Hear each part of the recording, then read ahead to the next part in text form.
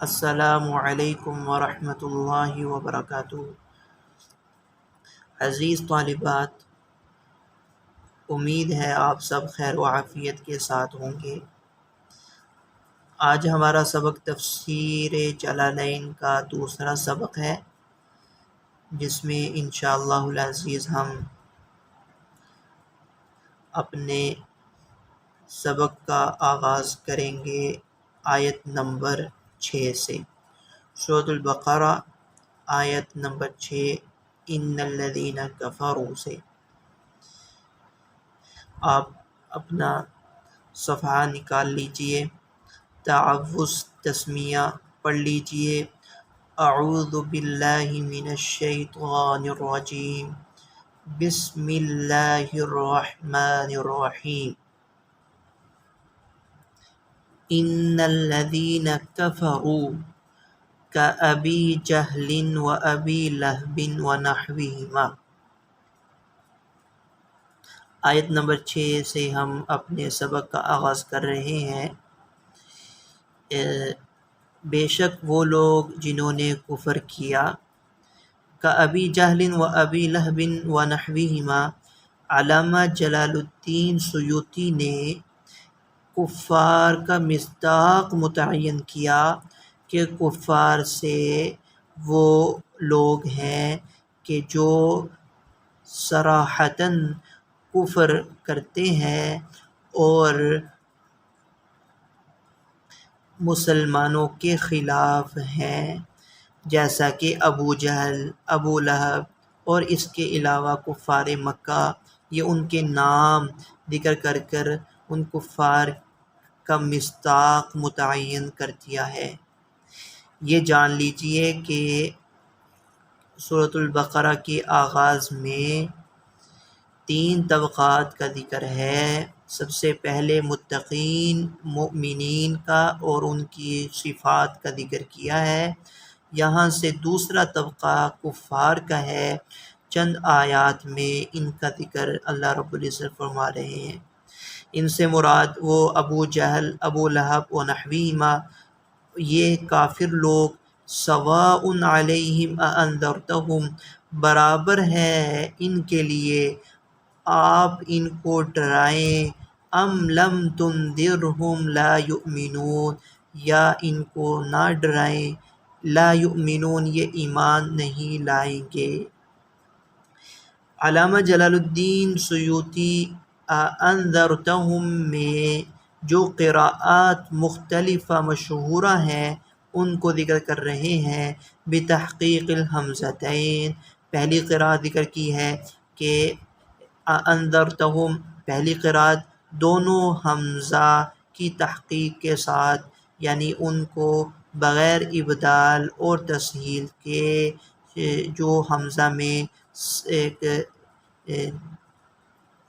سختی اور جھٹکا ہے اس کے ساتھ ادا کرنا۔ انذرتہم ایک قراءت یہ ہے۔ دوسری قراءت وابدال الثانیۃ الفا، اور دوسری قراءت یہ ہے کہ دوسرے حمزہ کو الف سے بدل کر انذرتہم، دوسرے حمزہ کو الف سے بدل کر بغیر کسی الف کو داخل کیے، وابدال الثانیۃ الفا انذرتہم وتسہیلھا۔ اور تیسری قراءت بیان کرتے ہیں کہ تیسری قراءت یہ ہے کہ دوسرے حمزہ کو مسہل پڑھنا، وادخال الف بین المسہلۃ والاخری، اور مسہلہ اور دوسرے حمزہ کے درمیان الف کو داخل کر کر مدہ پڑھنا، مد کے ساتھ پڑھنا، یہ تیسری قراءت ہے۔ اور وترکہ، اور بغیر الف کو داخل کر کے تسہیل کے ساتھ پڑھنا، بغیر الف کو داخل کر کے تسہیل کے ساتھ پڑھنا، یہ چوتھی قراءت۔ علامہ جلال الدین سیوطی نے یہاں مختلف مشہور 4 قراءات ہیں ان کو ذکر کیا۔ انذرتہم بتحقیق الحمزتین ایک قراءت، دونوں حمزہ کی تحقیق کے ساتھ، وابدال الثانیۃ الفا، اور دوسرے حمزہ کو الف سے بدل کر دوسری قراءت، تیسری قراءت الف سے نہیں بدلنا بلکہ و تسہیلھا حمزہ کو اپنے مخرج سے ادا کرنا لیکن نرمی کے ساتھ، وہ جو اس کے اندر جھٹکا ہے اس کی بجائے اس کو نرمی سے ادا کرنا تسہیل ہے۔ حمزہ ثانیہ کی تسہیل اور الف کو داخل کرنا درمیان میں، تیسری قراءت اور الف کو داخل کیے بغیر حمزہ ثانیہ کی تسہیل۔ ام لم تنذرهم لا یؤمنون ای لعلم اللہ منہم ذلک، وہ ایمان نہیں لائیں گے۔ علامہ جلال الدین سیوطی رحمہ اللہ تعالیٰ نے اس کی غرض بیان کر دی کہ ایمان نہیں لانا اس کی علت کیا ہے، کیوں ایمان نہیں لائیں گے؟ کیونکہ اللہ تعالیٰ کے علم میں ہے ان کا ایمان نہ لانا۔ تو اس آیت میں مقصد انداز تبلیغ کو غیر مؤثر بنانا ہرگز نہیں ہے، اور نہ یہ کہ آپ کو اس تبلیغ کا نفع نہیں ہوگا، آپ کی تبلیغ بے سود ہے، یہ ہرگز مقصد نہیں، بلکہ وہ چیز بے سود اور بے غرض ہوتی ہے کہ جس کا کہ دونوں جانبوں سے نفع مفقود ہو۔ یہاں پر اگرچہ ان لوگوں کو تو اس تبلیغ کا فائدہ نہیں ہوگا، لیکن آپ صلی اللہ علیہ وسلم کو محنت اور تبلیغ کرنے پر اللہ کی طرف سے اجر ملتا رہے گا۔ تو یہ فرمانا کہ بطور تسلی کے تھا کہ آپ آپ اللہ تعالیٰ کی جانب سے نبی ہیں اور آپ کا کام تبلیغ کرنا ہے، پہنچا دینا ہے، آپ ان کے ایمان لانے کے حوالے سے اتنے فکر مند نہ ہوں۔ فلا تطمع فی ایمانہم، پس آپ فلا تطمع فی ایمان، ان کے ایمان لانے میں طمع اور لالچ اس قدر نہ کیجیے۔ والانذار اعلام مع تخویف، انذار کے معنی علامہ جلال الدین سیوطی نے غرض ہے انذار کے معنی بیان کرنا اور انذار کی تشریح کرنا کہ انذار کہتے ہیں وہ اعلان جس میں خوف دلانا بھی مقصود ہوتا ہے۔ ختم اللہ علی قلوبہم، اللہ تعالیٰ نے ان کے دلوں پر مہر لگا دی، ای طبع علیہا واستوثق، اور مہر لگا دی، ٹھپا لگا دی، پختہ مہر لگا دی۔ فلا يدخلها خیر، اس کی تشریح کی ہے ختم علی قلوبہم کی، کہ مہر لگانا، ٹھپا لگانا کیسے ہے کہ جیسے ہم کسی پارسل کو مہر بند کر دیتے ہیں، مقصد یہ ہے کہ اب کوئی مزید چیز اس میں داخل نہ کی جائے۔ ان کے دلوں پر مہر ٹھپا لگانے کا مقصد یہ ہے کہ ان کے دلوں میں شر تو داخل ہوگا لیکن خیر ان کے دلوں میں داخل نہیں ہوگا، یعنی کہ ٹھپا اور مہر لگانا اس میں باعتبار عدم دخول خیر کے ہے۔ لا يدخلها خیر، خیر داخل نہیں ہوگا۔ وعلی سمعہم، اور ان کے کانوں پر بھی مہر لگا دی، ای مواضعہ، یہاں پر علامہ جلال الدین سیوطی نے اس لفظ سے یہ بتا دیا کہ سمع یعنی یہاں سمع مصدر ہے، تو یہاں پر مصدر کا مطلب سمع معنی میں ہے مواضع السمع، یعنی سمع کا مطلب ہے سننا، سننے معنی مصدری پر تو مہر اور ٹھپا نہیں لگتا ہے، بلکہ مطلب یہ ہے سننے کی جگہوں پر مہر لگا دی، اور وہ کان ہیں، اللہ رب العزت نے ان کے کانوں پر مہر لگا دی۔ یہاں پر سمع ای مواضع السمع، کانوں پر مہر لگا دی، سننے کی جگہوں پر مہر لگا دی۔ فلا ينتفعون بما يسمعونه من الحق، پس وہ فائدہ نہیں حاصل کرتے جو وہ حق بات سنتے ہیں۔ وعلی ابصارہم غشاوہ، اور ان کے آنکھوں پر پردے ہیں، غطاء پردے، غشاوۃ کی تفسیر کی ہے۔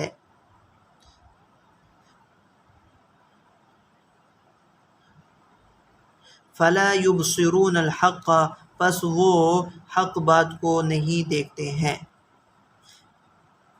علامہ جلال الدین نے غشاوۃ اللفظ کی تفسیر غطاء سے کی، معنی متعین ایسے لفظ سے کی جو عام مستعمل ہے تاکہ اس کے معنی کو سمجھنے میں آسانی ہو۔ فلا یبصرون الحق، وہ حق کو نہیں دیکھتے، وَلَهُمْ عَذَابٌ عَظِیمٌ، اور ان کے لیے بڑا عذاب ہے۔ قوی دائم، مطلب عذاب عظیم کا معنی کہ قوی دائم ایسا عذاب ہوگا جو ہمیشہ ہوگا، ہمیشہ رہے گا۔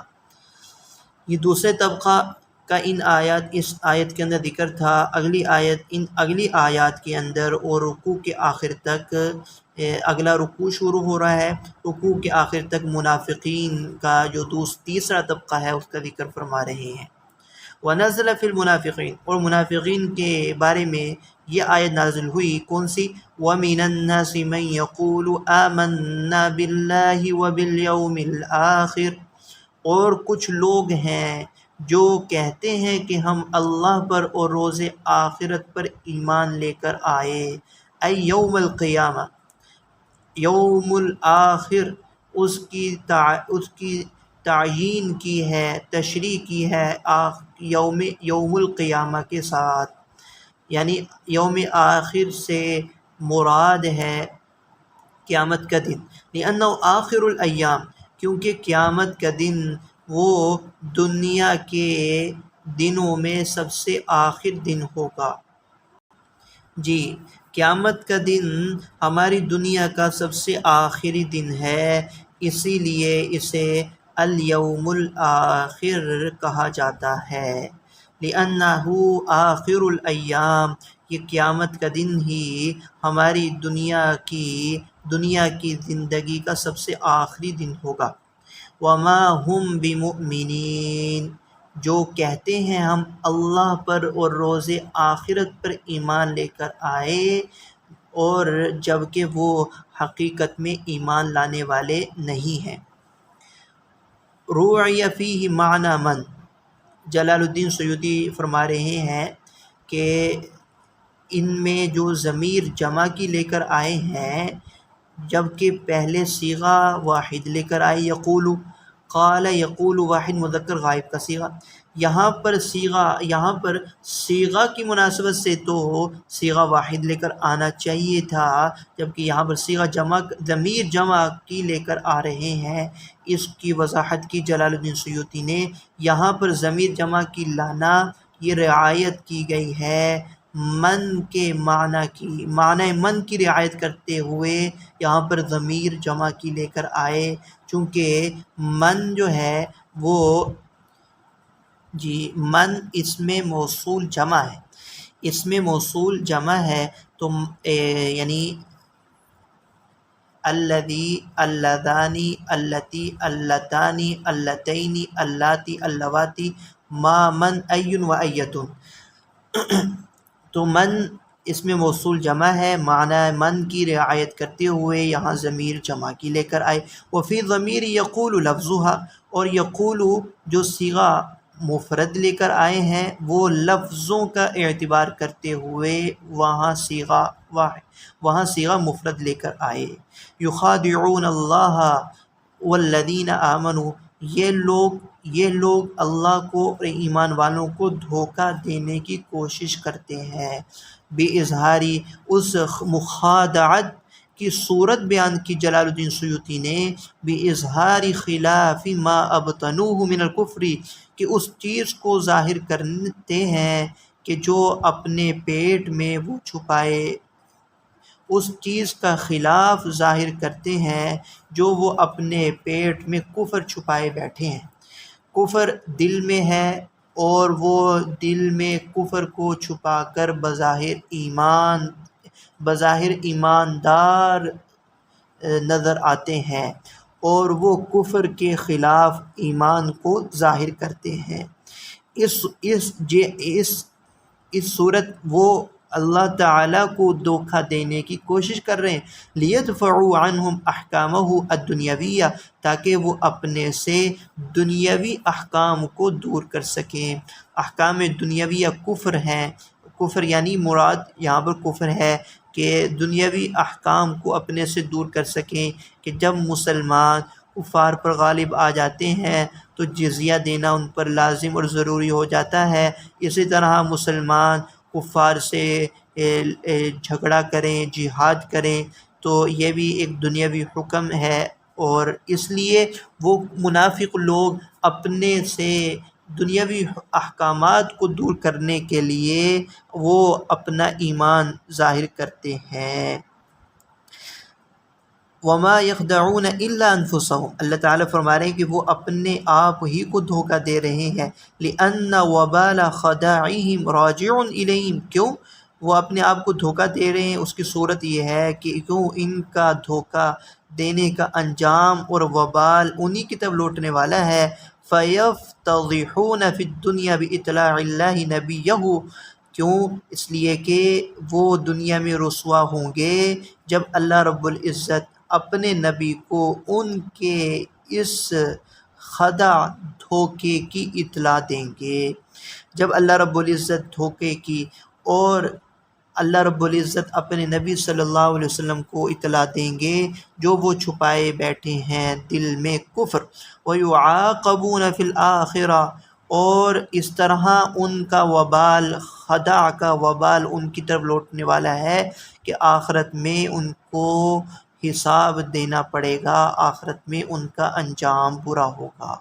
وما یشعرون، اس کا وہ شعور نہیں رکھتے، شعور معنی میں یعلمون کے ہے، وہ جانتے نہیں ہیں، ان خدعہم لانفسہم، کہ ان کا یہ دھوکہ ان کی اپنی جانوں کا وبال بن جائے گا۔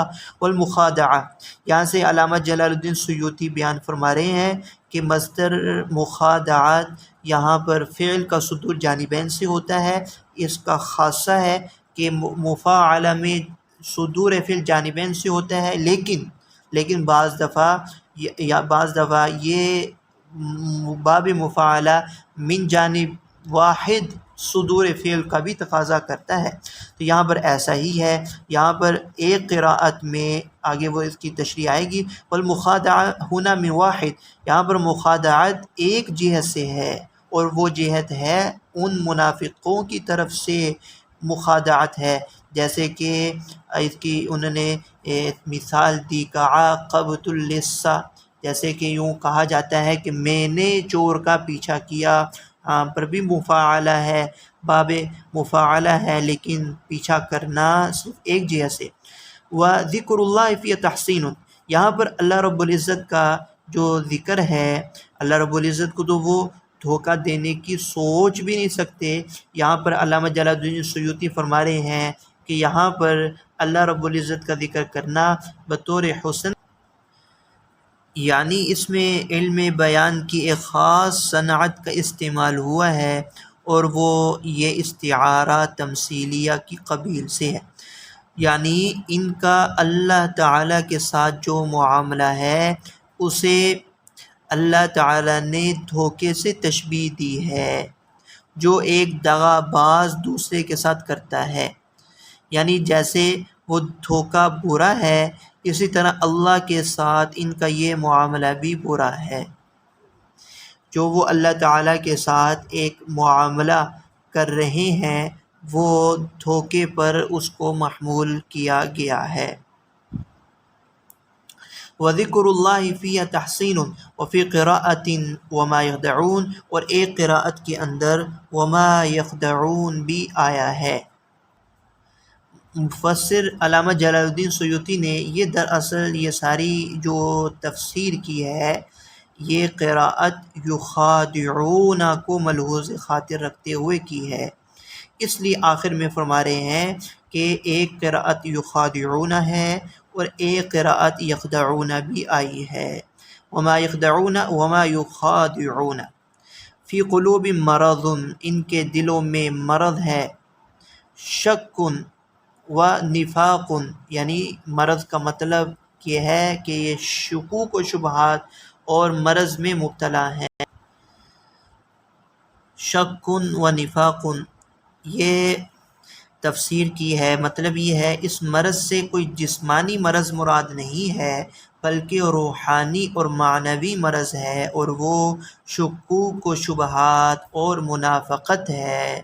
منافقت کی وجہ سے دل مریض ہو جاتا ہے، یعنی اس میں کمزوری ہے۔ فَهُوَ يُمَرِّضُ قُلُوبَهُمْ، یہ نفاق وہ مرض ہے جو دلوں کو بیمار کر دیتا ہے، یضاعفها فزادهم اللہ مرضا بما انزلہ من القرآن لکفرہم بہ، اللہ رب العزت ان کے اس مرض کو مزید بڑھاتے ہیں۔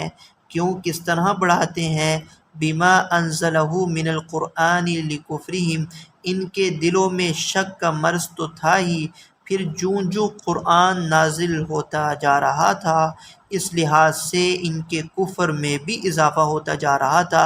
اگر وہ پہلے 5 صورتوں کے منکر تھے تو چھٹی صورت کے نزول کے بعد وہ چھٹی کے بھی منکر ہو گئے، تو یوں ان کے انکار سے ان کے مرض میں اضافہ ہوا۔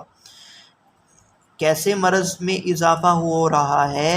بما انزلہ من القرآن، کہ اللہ رب العزت نے جو قرآن ان پر نازل کیا، لکفرہم بہ، ان کا اس قرآن کی آیات و صورتوں کا انکار کرنا ہے۔ وَلَهُمْ عَذَابٌ عَلِيمٌ، اور ان کے لیے دردناک عذاب ہے۔ علیم مولم کے معنی میں ہے، علیم مصدر ہے، علیم یعنی فعیل بروزن مفعل کے ہے، علیم مولم کے معنی میں ہے، یعنی کہ عذاب ایسا ہے جو انتہائی دردناک عذاب دے گا۔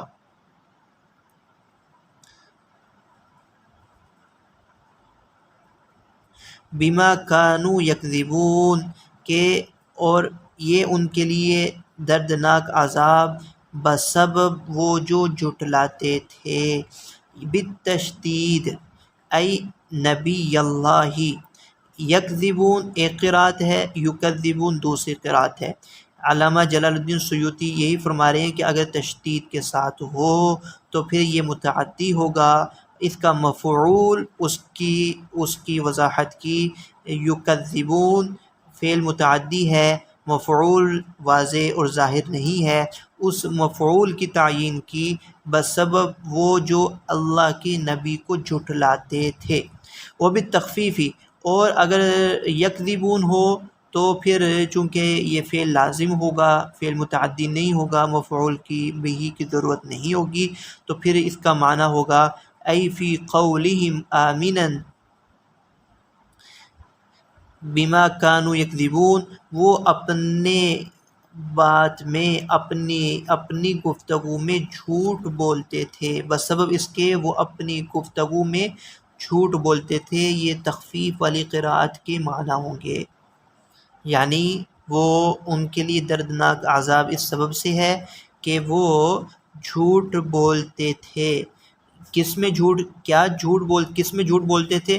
فی قولہم آمنا، اپنے قول ایمان والے ہونے کے بارے میں وہ کہتے تھے کہ ہم ایمان لا چکے ہیں، ہم ایمان والے ہیں، اپنے اس قول میں جھوٹا ہونے کے سبب۔ وَإِذَا قِيلَ لَهُمْ أَيْ لِهَؤُلَاءِ، یعنی لہم سے مراد یہی لوگ، یہ منافقین، جب ان سے کہا جاتا لا تفسدوا فی الارض، زمین میں فساد نہ پھیلاؤ، فساد کے پھیلانے کی، یہ فساد سے مراد اور فساد کا مطلب بالکفر والتعریق عن الایمان، ایمان سے ہٹنا اور ایمان میں رکاوٹ پیدا کرنا، اور کفر کے ذریعے سے تم زمین میں فساد نہ پھیلاؤ۔ تعریق عن الایمان کا مطلب ہوتا ہے ایمان کے راستے میں رکاوٹ پیدا کر کے اور کفر کر کے فساد نہ پھیلاؤ۔ قالو، تو وہ آگے سے کہتے انما نحن مصلحون، ہم تو اصلاح کرنے والے ہیں۔ ولیس ما نحن علیہ بفساد، قال اللہ تعالی ردا علیہم الا للتنبیہ، ہم تو اصلاح کرنے والے ہیں، اور جس حال میں ہم ہیں وہ فساد نہیں ہے۔ وَلَيْسَ مَا نَحْنُ عَلَيْهِ بِفَسَادٍ، یعنی ہم کفر اور ایمان کے درمیان میں ہیں، مطلب یہ ہے کہ ہم جس حال میں ہیں وہ تو فساد کی حالت ہی نہیں ہے۔ اللہ رب العزت ان کا رد کرتے ہوئے فرماتے ہیں الا، یہ بطور تنبیہ کے ہے، الا للتنبیہ انہم هم المفسدون، یہی لوگ ہیں فساد پھیلانے والے، ولکن لا یشعرون، اور جس کو وہ یہ نہیں سمجھتے ہیں۔ یہی لوگ ہیں خرابی پیدا کرنے والے، لیکن یہ جس کو سمجھتے نہیں ہیں، بذالک، اس فساد کو۔